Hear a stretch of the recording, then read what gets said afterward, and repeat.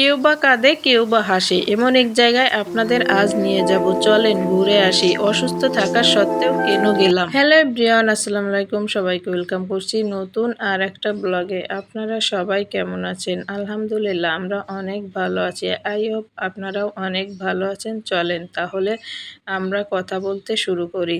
আজ কিন্তু আমরা তিনজনেই অনেক অনেক অসুস্থ ছিলাম। তিনজনে এতটাই অসুস্থ যে বাসায় আমরা থাকতে পারছি না, তাহলে কিভাবে আমরা বাইরে যাব বুঝতেই পারছিলাম না।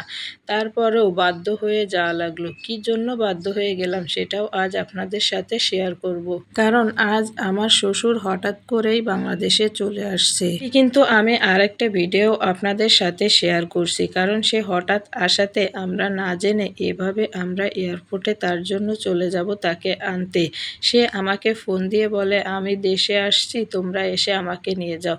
কিন্তু আমরা অনেক অসুস্থ ছিলাম, কিন্তু কিছুই করার নেই, কারণ সে যেহেতু কাউকে বলেনি, শুধু আমি ঢাকায় থাকি দেখে আমাকেই বলছে। আর তারপরেও সে মনে হয় আমাকে একটু বেশিই ভালোবাসে, কারণ তার অন্য ছেলের বউদের চেয়ে আমাকে একটু সে বিশ্বাস করে, ভালোবাসে, যার জন্য সব কিছু সে আমাকেই জানাতে পারে। কেন সে এমনটা করলো এটাও আপনাদের অন্য একটি ভিডিওয় আমি জানিয়ে দেব। সে কিন্তু এক সপ্তাহ আমার বাসায় ছিল, তারপর সে গ্রামে যায়।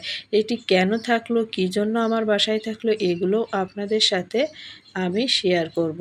আর আমার ভিডিও দেখতে দেখতে যদি কারোর একটু হলেও ভালো লাগে, প্লিজ আমাকে সাবস্ক্রাইব করে দিও। আর ভিডিওটি দেখার শুরুতে একটা লাইক দিতে কিন্তু ভুলো না। লাইক দিয়ে ভিডিওটি দেখে যাবে। আর যদি একটু হলেও ভালো লাগে আমার কথায় বা আমার ভিডিওয় কোনো এক জায়গায়, তাহলে প্লিজ আমার চ্যানেলটি সাবস্ক্রাইব করে দিও।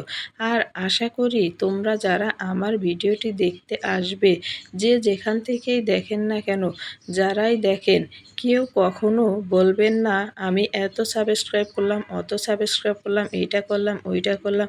প্লিজ আমাকে একটি কমেন্ট রেখে যাবেন। আমি কমেন্ট দেখেই আপনাদের বাসায় যেয়ে সাবস্ক্রাইব করে আসবো। দেখেন এয়ারপোর্টে অনেক দূর আমরা ঘোরাঘুরি করছি, করার পর আমার মেয়ে কিন্তু অনেকটা দুষ্টুমি করছে। সে একা একা থাকতেই চাচ্ছে না। পরে এই মেয়েটাকে দেখে যে দেখেন নিজের মতো করে নিছে। ও কিন্তু যে কোনো মানুষকেই তাড়াতাড়ি নিজের করে নিতে পারে। অনেক অপেক্ষার পর দেখেন আমরা আমার শ্বশুরের দেখা পেলাম। আর আমার মেয়েকে সে কোলে নিল। কোলে নেয়ার পরে মেয়ে শুধু তাকে তাকিয়েই দেখছে আর চুপচাপ বসে আছে। কেননা এই প্রথমই আমার মেয়ে ওর দাদাকে দেখতে পেল। এর আগে কিন্তু কখনোই ওর দাদাকে সে দেখেনি। এই তার ফার্স্ট পরিচয় তার দাদার সাথে। এর আগে ফোনে কথা বলছে, কিন্তু কখনো সরাসরি দেখা হয়নি। এটাই তার ফার্স্ট।